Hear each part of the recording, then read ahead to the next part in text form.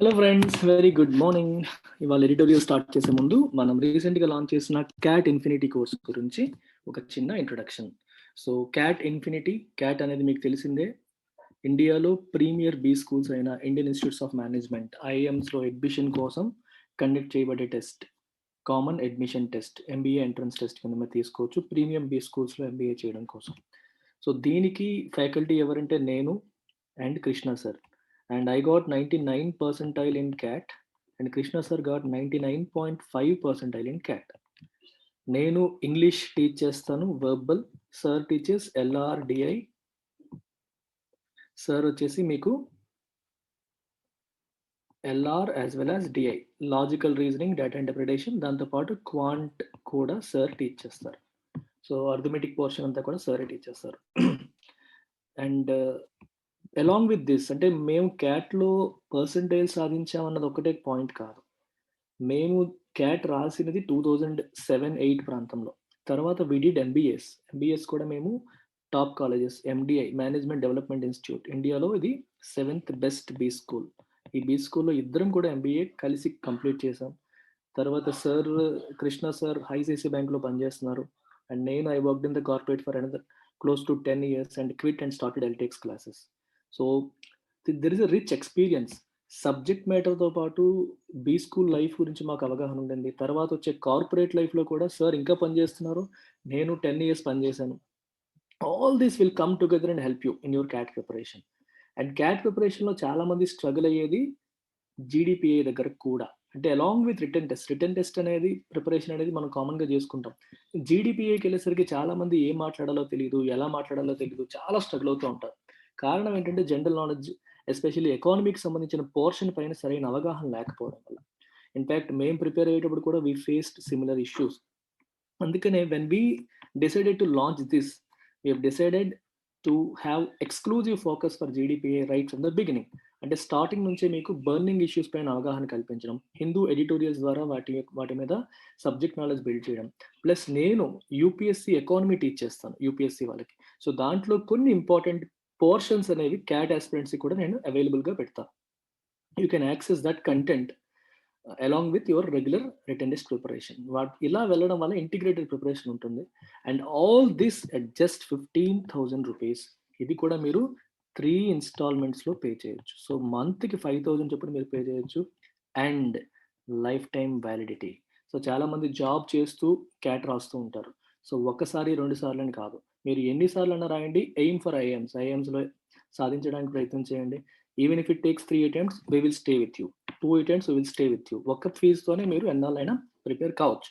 అలాగే students degree చదువుతున్నప్పుడు మీరు జాయిన్ అయిపోయినా సరే, throughout your graduation you can continue to prepare with us. అందుకే టైమింగ్స్ కూడా ఎలా సెట్ చేసామో చూస్తే మీరు టైమింగ్స్ అనేవి 7 to 9 PM వీక్ డేస్లో, వీకెండ్స్ ఏమో ఇలాగా. సో ఇలా పెట్టడం వల్ల ఏమవుతుందంటే జాబ్ చేసే వాళ్ళు అటెండ్ కావచ్చు. 7 to 9 PM అంటే కొన్నిసార్లు మార్నింగ్ ఉంటుంది, మార్నింగ్ 6 to 7. సో ఈ టైమింగ్స్ ఎలా అంటే ఆఫీస్కి వెళ్ళే వాళ్ళకి బాగుంటుంది, కాలేజ్ స్టూడెంట్స్ కూడా అటెండ్ అవ్వచ్చు అండ్ కంప్లీట్ చేసిన వాళ్ళు ఎప్పుడైనా అటెండ్ కావచ్చు. సో వీకెండ్స్, వీక్ డేస్లో ఈవినింగ్ క్లాసెస్ ఇలా పెడుతూ మనం వెళ్తాం. అండ్ మాక్ టెస్ట్ జరుగుతాయి, ఎక్స్ప్లెనేషన్ జరుగుతాయి, కంప్లీట్ అన్నీ కూడా మేము కవర్ చేయడం జరుగుతుంది. ఇంట్రెస్ట్ ఉన్న వాళ్ళు కాల్ దిస్ నెంబర్. సో ఈ నెంబర్కి కాల్ చేయండి. సో ఇక్కడ నెంబర్ రాస్తున్నాను, 7893899553. ఈ నెంబర్కి కాల్ చేసి మీరు జాయిన్ అవ్వచ్చు. క్లాసెస్ స్టార్ట్ అయ్యాయి, you can join any time. Take care, by by.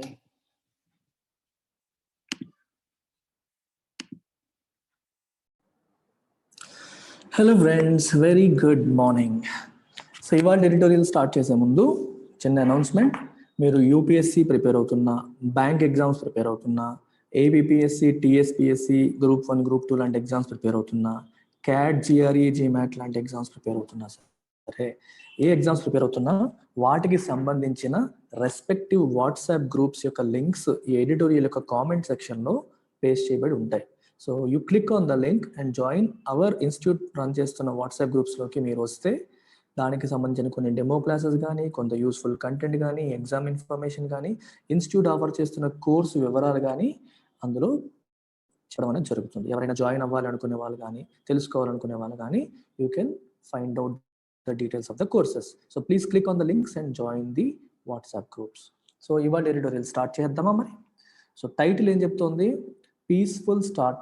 దీంట్లో అర్థం కాకపోవడానికి ఏం లేదు, ప్రశాంతంగా స్టార్ట్ అయింది. ఏం స్టార్ట్ అయిందంట? ఎలక్షన్ హడావిడి. ఎక్కడ? అస్సాం మరియు వెస్ట్ బెంగాల్లో ఫస్ట్ ఫేజ్ ఆఫ్ ఎలక్షన్స్ అనేవి స్టార్ట్ అయ్యాయి. Okay, despite a fierce contest, the first phase of the polls was spared of major violence. దీని అర్థం ఏంటి? Fears contest. ఫియర్స్ అంటే బాగా అగ్రెసివ్గా, పోటాపోటీగా, అంటే మంచి యుద్ధంలాగా. కాంటెస్ట్ అంటే పోటీ. ఇది జరిగినప్పటికీ, డిస్పైట్ అంటే ఇన్స్పైట్ ఆఫ్, అంత ఫియర్స్గా కాంటెస్ట్ జరిగినప్పటికీ జనరల్గా ఏమనుకుంటాం? పోటీగా రెండు పార్టీలు పోటీ పడినప్పుడు ఎలాగైనా మనకే రావాలి పవర్ అన్నట్టు పోటీ పడినప్పుడు ఖచ్చితంగా ఎలక్షన్స్ దగ్గర వైలెన్స్ జరుగుతుందని ఎక్స్పెక్ట్ చేస్తాం. అంతే కదా? ఎవరైనా ఎలాగైనా గెలిచేయాలనుకునేవాడు ఎంతకన్నా తెగించేస్తారు. సో వైలెన్స్ కూడా వెళ్ళిపోవడానికి సిద్ధపడిపోతారని మనం ఎక్స్పెక్ట్ చేస్తాం. కానీ first phase of polls in West Bengal and Assam was spared of major violence. Spared of అంటే ఆ మేజర్ వైలెన్స్ ఏమీ లేకుండా వదిలేశారు. స్పేర్డ్ ఆఫ్ అంటే ఎలా అర్థం చేసుకోవాలంటే to leave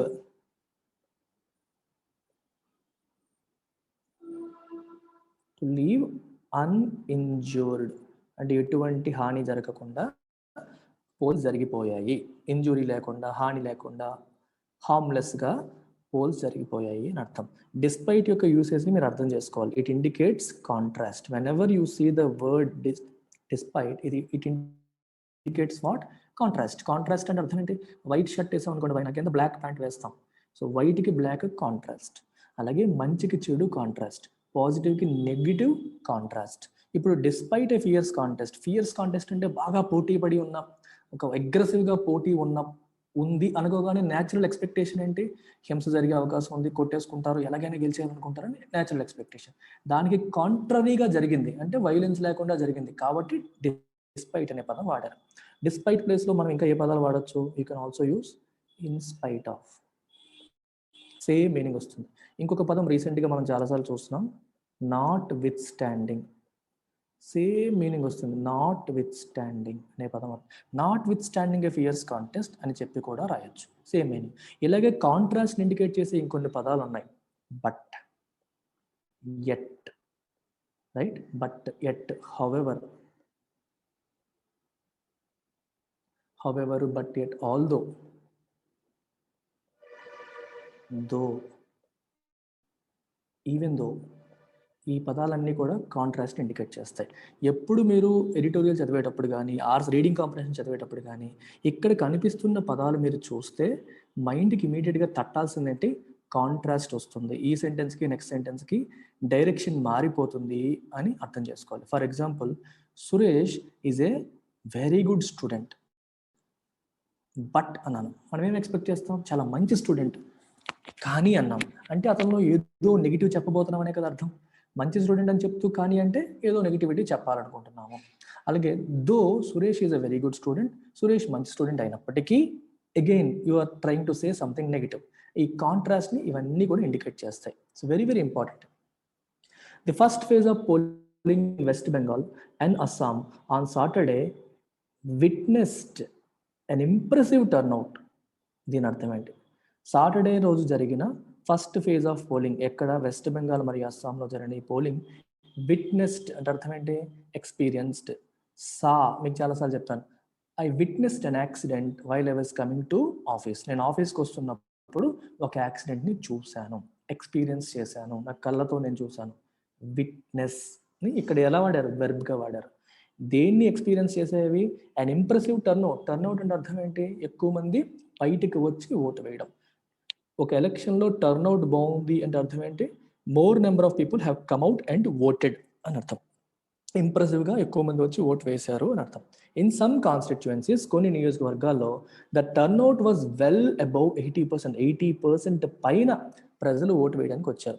in Assam 47 constituencies and in West Bengal 30 constituencies went to the polls. అస్సాంలో 47, వెస్ట్ బెంగాల్లో 30 నియోజకవర్గాలు పోల్స్కి వెళ్ళాయి ఫస్ట్ ఫేజ్లో, with turnouts of 79.97% and 84.63% respectively. Respectively అనే పదాన్ని ఎలా వాడతారు? చూడండి, ఈ 79.97% దేనికి సంబంధించింది? అస్సాంకి సంబంధించింది. 84.63 ఎవరిది? వెస్ట్ బెంగాల్కి సంబంధించింది. రెస్పెక్టివ్లీ అనే పదం వాడడం వల్ల ఏం తెలిసింది? మొదట వాడిన పర్సంటేజ్ మొదట చెప్పబడిన రాష్ట్రాన్ని, తరువాత వాడిన పర్సంటేజ్ తరువాత చెప్పబడిన రాష్ట్రాన్ని అని అర్థం. అలాగా రెస్పెక్టివ్లీని అలా ఉపయోగించుకోవాలి. In 2016, the ruling Trinamool Congress won 26 of the 30 seats in West Bengal in the tribal regions of Jangal Mahal. ఈ జంగల్ మహల్లోనే ఇప్పుడు ఫస్ట్ ఫేజ్ ఆఫ్ ఎలక్షన్ జరిగాయి. దీంట్లో 30 సీట్లు 26 సీట్లు తృణమూల్ కాంగ్రెస్ గెలిచింది 2016లో ఈ ట్రైబల్ రీజన్స్లో. కానీ in the 2019 Lok Sabha elections the BJP made significant inroads. కానీ 2019లో జరిగిన లోక్సభ ఎలక్షన్స్లో సీన్ రివర్స్ అయిపోయింది. ఈ మన తృణమూల్ కాంగ్రెస్కి కంచుకోటలా ఉన్న ఈ రీజియన్లోకి బీజేపీ దూరిపోయింది. మేక్ ఇన్రోడ్స్ అంటే అర్థం ఏంటంటే ఒకళ్ళ టెరిటరీలోకి మనం గట్టిగా దూరిపోవడం అంటే అర్థం ఏంటి? అక్కడ వాళ్ళే గెలుస్తారు అని చెప్పి మనం అనేసుకుంటున్నాం, రైట్? సో వాళ్ళ ఫేజ్ని, వాళ్ళ కంచుకోటని వీళ్ళు బద్దలు కొట్టేశారు, వాళ్ళ ఇన్ఫ్లుయెన్స్ని వీళ్ళు తగ్గించేశారు అని మీనింగ్ తీసుకోవచ్చు. ఆ రీజియన్లో తృణమూల్ కాంగ్రెస్ యొక్క ఇంపాక్ట్ని బీజేపీ తగ్గించగలిగింది 2019లో. In Assam the ruling BJP, అస్సాంలో ruling party BJP 135 of 47 seats in 2016. 2016లో 47కి 30 సీట్లు బీజేపీ గెలిచింది అస్సాంలో. Where tribal communities employed in tea estates shifted from Congress to BJP in large numbers. ఈ ఎక్కువగా మీకు అస్సాం అంతా టీ కదా, సో ఈ ట్రైబల్ కమ్యూనిటీస్ అందరూ కూడా ఒకప్పుడు కాంగ్రెస్కి ఓటు వేసేవాళ్ళు, వాళ్ళంతా కూడా బీజేపీకి షిఫ్ట్ అయిపోయారు. ఇప్పుడు ఏం జరుగుతుంది? The BJP is pulling out all the stops to retain power in Assam and rest it in West Bengal for the first time. Very, very important. ఈ pulling out all the stops అనేది idiom. So దీని meaning ఏంటి చూడండి. If someone is pulling out all the stops means that person is making a lot of effort to win. అంటే ఎలాగైనా గెలవాలి. They are doing everything that they can do. చెయ్యగలిగినంత చేసేసి గెలవాలనే ప్రయత్నం చేస్తే you can say pulling out all the stops. Whatever they can do, they're doing. ఏం చేయగలరు అన్నీ చేస్తున్నారు. మోదీ గారిని తీసుకొస్తున్నారు, అమిత్ షాని తీసుకొస్తున్నారు, ఏం చేయగలరు అన్నీ చేస్తున్నారు.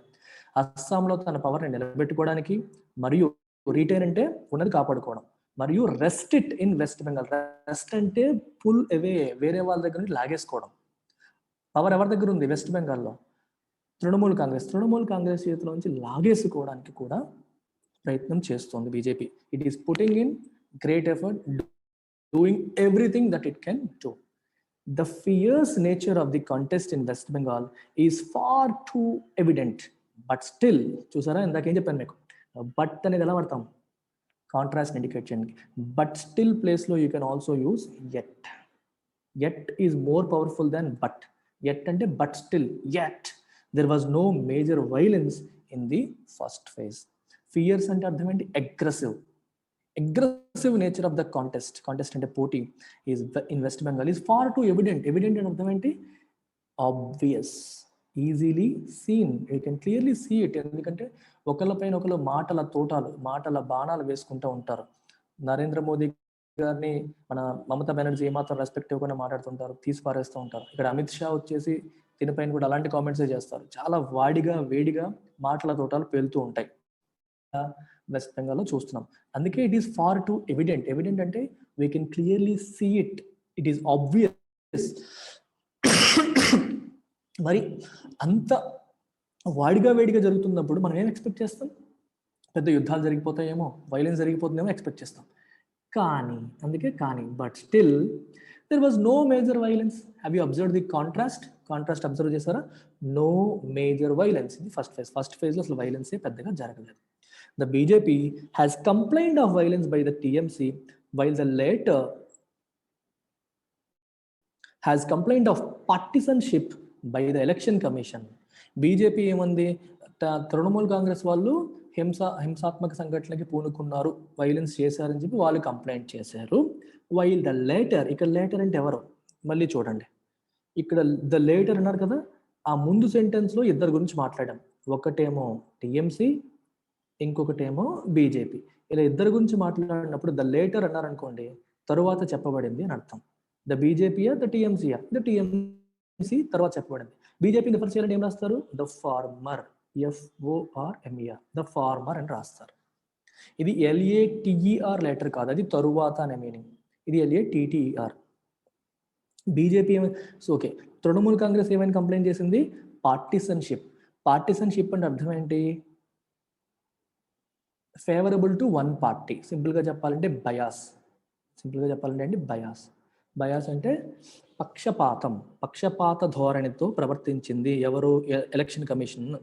సో ఒక పార్టీకి ఫేవరబుల్గా వాళ్ళు ప్రవర్తించారు, న్యూట్రల్గా ఉండలేదు అని చెప్పి తృణమూల్ కాంగ్రెస్ కంప్లైంట్ చేసింది. Union home minister Amit Shah has claimed, claim అంటే అన్నారు, చెప్పారు, అన్నారు. ఏమన్నారు? That the BJP is set to win 26 of the 30 seats in West Bengal and 37 of 47 seats in Assam.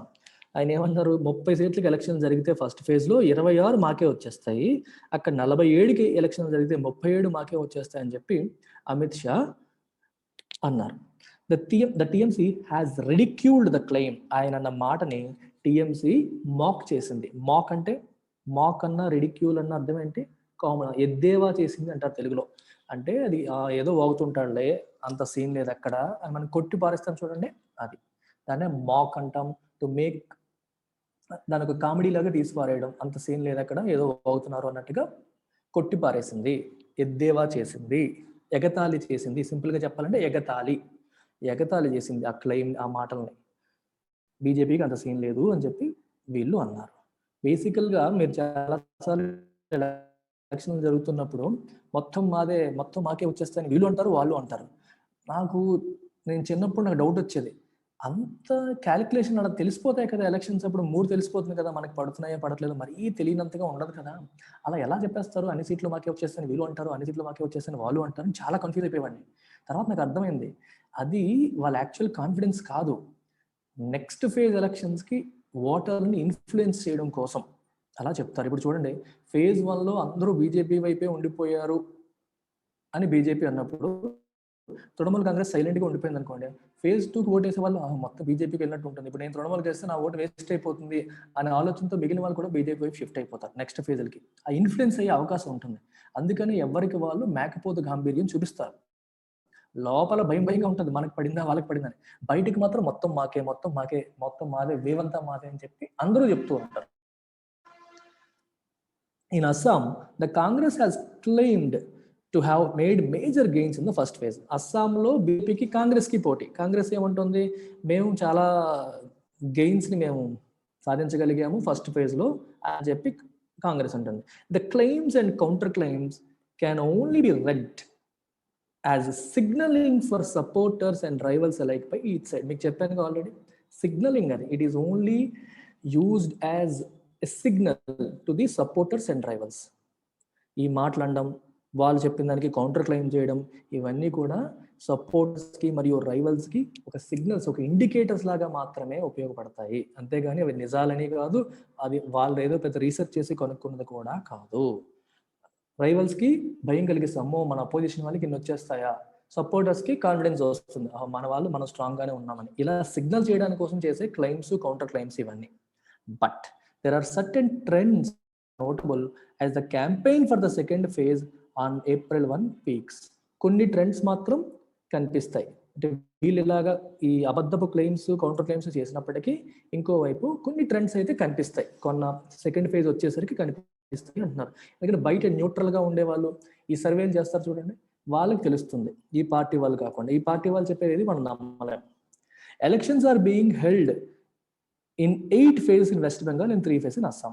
అస్సాంలో 3 phases-లో, వెస్ట్ బెంగాల్లో 8 phases-లో ఎలక్షన్స్ జరుగుతున్నాయి. ఇది చూసారా, టెన్స్ చూడండి, గ్రామర్ ఇక్కడ ఆర్ బీయింగ్ హెల్డ్, ఇది ఏ టెన్స్లో ఉంది? ఇది present continuous tense in passive voice.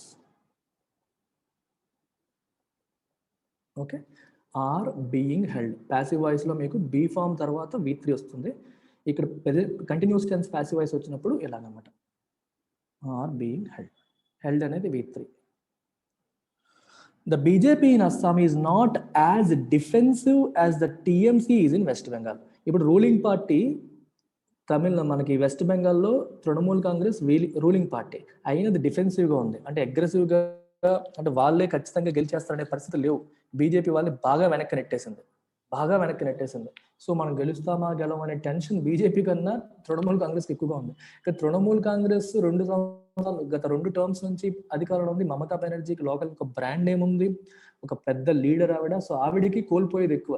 బీజేపీకి అక్కడ సరైన లీడరే లేరు. అమిత్ షా మరియు నరేంద్ర మోదీ గారి కరిష్మాతో వాళ్ళు లాగిస్తున్నారు. సో బీజేపీకి ఏది వచ్చినా వచ్చినట్టే. అందుకని తృణమూల్ కాంగ్రెస్ ఈజ్ డిఫెన్సివ్, అంటే ఈ రక్షణాత్మక ధోరణిలో పడిపోయింది. కానీ బీజేపీ అస్సాంలో మరి ఇక్కడ ruling party Trinamool Congress defensive గా ఉంది కదా, మరి అస్సాంలో రూలింగ్ పార్టీ బీజేపీ అది కూడా డిఫెన్సివ్ గా ఉందంటే లేదు. అస్సాంలో బీజేపీ అగ్రెసివ్ గానే ఉంది, బీజేపీ గెలుస్తుందనే నమ్మకంతో ఉంది అక్కడ. కానీ ఇక్కడ తృణమూల్ కాంగ్రెస్ రక్షణాత్మక ధోరణిలో పడిపోయింది. ఎందుకో చూడండి, the shenanigans of its leaders have resulted in an unmistakable anti incumbency against the TMC, which has been in power for 10 years now. Right. ఇది చూడండి, ద షెనానిగన్స్ అంటే డిజానెస్ట్ యాక్టివిటీస్, అవినీతి లేకపోతే నిజాయితీ లేకుండా చేసిన యాక్టివిటీస్. తృణమూల్ కాంగ్రెస్ యొక్క లీడర్స్ చేసిన ఈ అవినీతి కార్యక్రమాలు, డిజానెస్ట్ యాక్టివిటీస్ అనేవి హ్యావ్ రిజల్టెడ్ ఇన్, అవి దేనికి దారి తీసాయి? In an unmistakable anti incumbency. వినండి, ఇన్కంబెంట్ అంటే ఎవరైతే అధికారంలో ఉన్నారో వాళ్ళు, యాంటీ ఇన్కంబెన్సీ అంటే ప్రభుత్వ వ్యతిరేకత, యాంటీ ఇన్కంబెన్సీ ఓటింగ్ అంటారు. అంటే ఎవరైతే అధికారంలో ఉన్నారో వాళ్ళకి వ్యతిరేకంగా వేసే ఓట్ని యాంటీ ఇన్కంబెన్సీ ఓట్ అని చెప్పి అంటారు. Unmistakable is a beautiful word. మామూలుగా అన్మిస్టేకబుల్ అంటే మనం ఏమనుకుంటాం? మిస్టేక్ లేనిది, తప్పు లేనిది, తప్పు చేయడానికి లేనిది అని అనుకుంటాం. మిస్టేక్ అనే పదం కనిపిస్తుంది కానీ మీనింగ్ అది కాదు.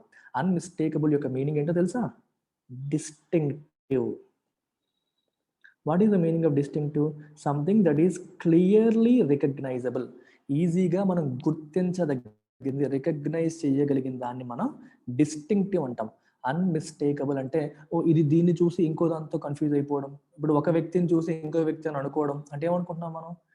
యూఆర్ మిస్టేకెన్ బికాస్ నువ్వు ఒకరు అనుకున్నావు, ఇంకొకరు అనుకున్నావు. ఇప్పుడు ఫర్ ఎగ్జాంపుల్ మనకి ఎవరినో చూసి ఈ అమ్మాయి ఎక్కడో చూసినట్టుంది అని అంటాం. అంటే మనం ఎవరినో అనుకొని ఎవరినో మైండ్లో పెట్టుకుంటాం, ఇక్కడున్న వాళ్ళకి కన్ఫ్యూజ్ అయిపోతాం. సో మిస్టేక్ అయ్యాను అనుకుంటాం. అన్మిస్టేకబుల్ అంటే అర్థం ఏంటి? ఇక్కడ అలా కన్ఫ్యూజ్ అవ్వడానికి లేదు. డిస్టింక్టివ్. ఈ అమ్మాయికి జడ పెద్దది ఉంది, ఆ అమ్మాయికి జడ తక్కువ. సో డిస్టింక్షన్ ఉంది, ఇద్దరు వేరు అని క్లియర్గా చెప్పగలిగారు అనుకోండి. So you say unmistakable.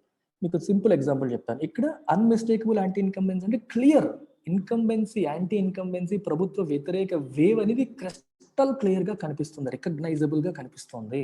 So BJP కొత్తగా ఏం చేయక్కర్లా, తృణమూల్ కాంగ్రెస్ ప్రభుత్వం పట్ల ఉన్న వ్యతిరేకతను క్యాష్ చేసుకుంటే చాలు అనే సెన్స్ ఇక్కడ వస్తుంది. ఎందుకు? తృణమూల్ కాంగ్రెస్ గత 10 ఏళ్లుగా పవర్లో ఉంది. సో 10 ఏళ్లుగా ఒక పార్టీ పవర్లో ఉంటే ఆబ్వియస్ గా ఎప్పటి నుంచో పవర్లో ఉన్న వాళ్ళు ఎన్నో అవినీతి కార్యక్రమాలు చేసేసి ఉండొచ్చు, దానివల్ల ప్రజలకి విషయం వెళ్తుంది. సో వాళ్ళు ప్రభుత్వ వ్యతిరేక భావనతో ఉంటారు. The party is trying to recover last ground. దీని అర్థం చూడండి, లాస్ట్ గ్రౌండ్ అంటే అర్థం ఏంటి? కోల్పోయిన పాపులారిటీ. ఏదైతే పాపులారిటీ కోల్పోయిందో, ఏదైతే ఇన్ఫ్లుయెన్స్ కోల్పోయిందో, కోల్పోయిన పాపులారిటీని, ఇన్ఫ్లుయెన్స్ని మళ్ళీ రికవర్ చేయడానికి ప్రయత్నం చేస్తుంది. ఏ రకంగా? With new promises and by riding on the personal popularity that chief minister Mamata Banerjee continues to command. మరి ఏ రకంగా తృణమూల్ కాంగ్రెస్ గెలవాలనుకుంటుంది? కోల్పోయిన ఆ పవర్ని, కోల్పోయిన ఇన్ఫ్లుయెన్స్ని మళ్ళీ తెచ్చుకోవడానికి ప్రయత్నం చేస్తున్నారు, కొత్త ప్రామిసులు చేయడం ద్వారా. మరియు మమతా బెనర్జీ గారి యొక్క పర్సనల్ పాపులారిటీ పైన if you ride on something అంటే దాన్ని ఉపయోగించుకొని, ఆవిడకున్న పర్సనల్ పాపులారిటీని ఉపయోగించుకొని మళ్ళీ it wants to recover the lost ground, కోల్పోయిన దాన్ని తిరిగి సంపాదించాలని ట్రై చేస్తుంది. దో చూడండి, again a word indicating contrast indicate చేసే వర్డ్. స్టార్టింగ్ లో చెప్పాను, though it has no leader of any consequence. Important అది. What is the meaning of leader of consequence? ఇదేదో నార్మల్గా పదం బట్టి వెళ్ళిపోకూడదు. If someone is a leader of consequence, that means he is an effective leader. ఎదుటి వ్యక్తుల్ని influence చేయగలిగి, ప్రాబ్లమ్ని solve చేయగలిగి, మంచి team ప్లేయర్గా ఉండగలిగే లీడర్ని లీడర్ ఆఫ్ కాన్సిక్వెన్స్ అంటాం. అయితే బీజేపీకి వెస్ట్ బెంగాల్లో ఒక్క లీడర్ ఆఫ్ కాన్సిక్వెన్స్ కూడా లేరు. అంటే ఎఫెక్టివ్గా ఇతను మా చీఫ్ మినిస్టీరియల్ క్యాండిడేట్, ఇతను ఎక్సలెంట్ లీడర్ అని చెప్పగలిగే వాళ్ళు ఎవరు లేకపోయినప్పటికీ, and its campaign is being spearheaded by prime minister Narendra Modi and mister Shah. మరి ఎవరు అక్కడ లీడ్ చేసే వాళ్ళు లేరు. మరి క్యాంపెయిన్ ఎవరు నడుపుతున్నారు? ప్రచారం. క్యాంపెయిన్ అంటే ఎలక్షన్ ప్రచారం. ఈ ప్రచారం ఎవరు హెడ్ చేస్తున్నారు? స్పీర్ హెడ్ అంటే లెడ్, ముందుండి నడిపించడం. ఎవరు చేస్తున్నారు? ప్రైమ్ మినిస్టర్ మోదీ మరియు అమిత్ షా, వీళ్ళిద్దరే నడిపిస్తున్నారు. అయినప్పటికీ కూడా వాళ్ళకంటూ లీడర్ లేరు, నేషనల్ లీడర్స్ వచ్చి ప్రచారం చేస్తున్నారు. అయినప్పటికీ కూడా the BJP hopes to harvest anti TMC sentiments and win power. ఇందాక మీకు ఏం చెప్పాను, టీఎంసీ లీడర్స్ షెనానిగన్స్, డిజానెస్ట్ యాక్టివిటీస్ గత 10 సంవత్సరాలుగా ఎక్కువగా చేయడం వల్ల చాలా యాంటీ ఇన్కంబెన్సీ, ప్రభుత్వ వ్యతిరేక ఓటు అనేది బలపడిపోయింది. ఆ వ్యతిరేకత ఓటుని వీళ్ళు హార్వెస్ట్ చేయాలనుకుంటున్నారు. హార్వెస్ట్ చేయడం ద్వారా గెలవడం. What is the meaning of harvest? Gathering crop. పంట పండిన తర్వాత దాన్ని కోతలు చేసి అంతా కలిపి ఒక దగ్గర తీసుకొని చేయడాన్ని హార్వెస్టింగ్ అంటాం. ఇప్పుడు తృణమూల్ కాంగ్రెస్ పట్ల ప్రజల్లో ఉన్న వ్యతిరేకత అంతా కూడా ఒక దగ్గరికి చేర్చి దాన్ని గ్యాదర్ చేసి దాన్ని వీళ్ళకు అనుకూలంగా మార్చుకొని పవర్ని గెలవాలని బీజేపీ ప్రయత్నం చేస్తోంది. వాళ్ళకంటూ ఒక లీడర్ లేకపోయినా నరేంద్ర మోదీ గారు, అమిత్ షా మాత్రమే వచ్చి ఇక్కడ ప్రచారం చేస్తున్నప్పటికీ ఈ ప్రభుత్వ వ్యతిరేకతని మనకు ఆయుధంగా మలుచుకోవాలని చెప్పి బీజేపీ ప్రయత్నం చేస్తుంది. అలా చేస్తూ పవర్ గెలవాలని అనుకుంటుంది. The BJP has not announced a chief ministerial candidate in West Bengal. West బెంగాల్లో చీఫ్ మినిస్టీరియల్ క్యాండిడేట్ ని కూడా అనౌన్స్ చేయలేదు. ఎందుకంటే ఎవరో వాళ్ళకే తెలియదు. పవర్ఫుల్ లీడర్ అక్కడ లేరు. చెప్పారు కదా, లీడర్ ఆఫ్ ఎనీ కాన్సిక్వెన్స్ ఎవరు లేరు అని చెప్పాం. అస్సాంలో the paradox is that it's machinery is dependent more on the powerful minister Himanta Biswa Sharma than chief minister Sarbananda Sonowal. అస్సాంలో ఒక పారాడాక్స్ ఉంది. పారాడాక్స్ అంటే అర్థం ఏంటంటే సీమింగ్లీ కాంట్రడిక్టరీ స్టేట్మెంట్. అంటే ఒకదాన్ని ఒకటి కాంట్రాక్ట్ చేసుకునే దాన్ని మనం పారాడాక్స్ అంటాం. మీకు ఎగ్జాంపుల్ చూస్తే ఇక్కడ ఒక రాష్ట్రంలో ఒక పార్టీలో అందరికంటే ఎవరు పవర్ఫుల్ లీడర్, ప్రజాదరణ ఎక్కువగా ఉన్న లీడర్ ఎవరైతే అతనే చీఫ్ మినిస్టర్ అవుతారు. ఇప్పుడు వైఎస్ఆర్సీపీలో జగన్మోహన్ రెడ్డి గారే చీఫ్ మినిస్టర్గా ఉంటారు, వేరే వాళ్ళు రారు. వచ్చే అవకాశం ఎలా ఉంటుంది? టీడీపీలో చంద్రబాబు నాయుడు గారే ఉంటారు. ఎందుకంటే ఎక్కువ ప్రజాదరణ ఉన్న వాళ్ళు, ఎక్కువ ప్రజలకి నమ్మకం ఉన్న లీడరే ఉంటారు. కానీ విచిత్రంగా అస్సాంలో చీఫ్ మినిస్టర్ సర్బానంద కన్నా కూడా ఇంకొక మినిస్టర్ చాలా పవర్ఫుల్గా ఉన్నారు. ఎవరు? Himanta Biswa Sharma. He is more powerful. ఆయన పైన పార్టీ భవిష్యత్ అక్కడ ఆధారపడి ఉంది. అందుకే ఇట్ ఈస్ ఏ పారాడాక్స్. ఎందుకంటే అది కాంట్రడిక్టరీ. అలా మనం ఎక్స్పెక్ట్ చేయం కదా. జనరల్గా you expect the party's fortunes to be dependent on the chief minister, not on another minister. Chief మినిస్టర్ని నడిపిస్తారు. కానీ ఇక్కడ విచిత్రంగా కాంట్రడిక్టరీగా ఇలా ఉంది. Mister Modi's visit to Bangladesh in the midst of అంటే in the middle of election has triggered communal tensions there. Narendra Modi గారు బంగ్లాదేశ్కి వెళ్ళారు. ఇక్కడ ఎలక్షన్స్ అవుతున్నప్పుడు అక్కడ బంగ్లాదేశ్కి వెళ్ళడం వల్ల బంగ్లాదేశ్లో మతపరమైన ఘర్షణలు చెలరేగాయి. ట్రిగ్గర్ అంటే ఒకటి చెలరేగడం, ఒకదానికి కారణభూతం అవ్వడం. అక్కడ కమ్యూనల్ టెన్షన్, మతపరమైన ఘర్షణలు చెలరేగడానికి ఈయన విజిట్ కారణమైంది, ట్రిగ్గర్ చేసింది. The Hindu minority in Bangladesh is coming under attack by Islamists. బంగ్లాదేశ్లో ఉన్న హిందూ మైనారిటీ అక్కడున్న ఇస్లామిస్టుల చేత అటాక్ చేయబడుతోంది.